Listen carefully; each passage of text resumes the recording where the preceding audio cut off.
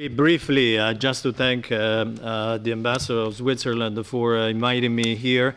And of course, the colleagues who also suggested that this would happen under the lead of Susan Pond. They're the real hero. We're doing the building integrity. They're doing the actual work. They've been promoting this all over.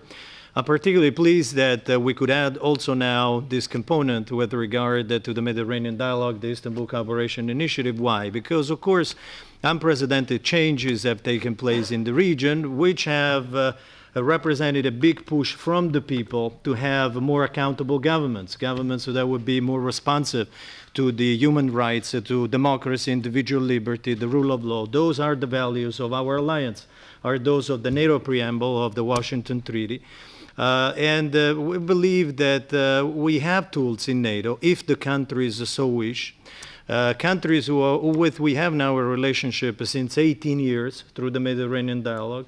Since the Istanbul Summit, also with countries in the Gulf through the Istanbul Cooperation Initiative. The Istanbul Summit was of paramount importance for our partnerships, and it was important not only because the 10 objectives and principles of the Building Integrity Program were launched, but also because a major enhancement of our cooperation of the Mediterranean Dialogue and the launching of the Istanbul Cooperation Initiative took place there.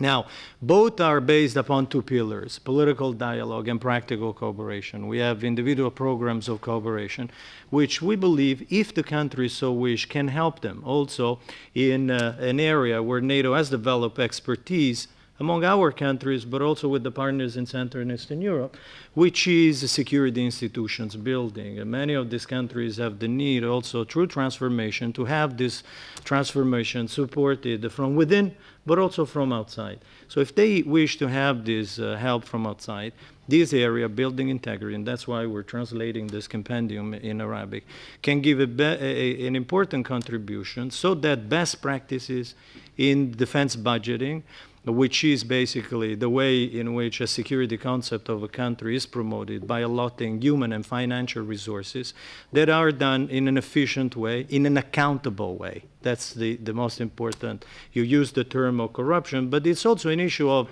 I think, developing a culture of managing armed forces, democratic control of the armed forces, that is to say, the civilian oversight of the military, through governments which are now elected in many of these countries.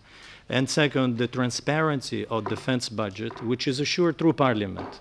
In parliament, both the majority and the opposition in democratic countries can look at defense budget, at the way in which human and financial resources serve the security concept that the majority and the opposition debate that the country should have. So it's an issue of culture. If we can give our small contribution to this, if countries want, we're here, and we can do this through individual programs of cooperation where building integrity can find space. Thank you.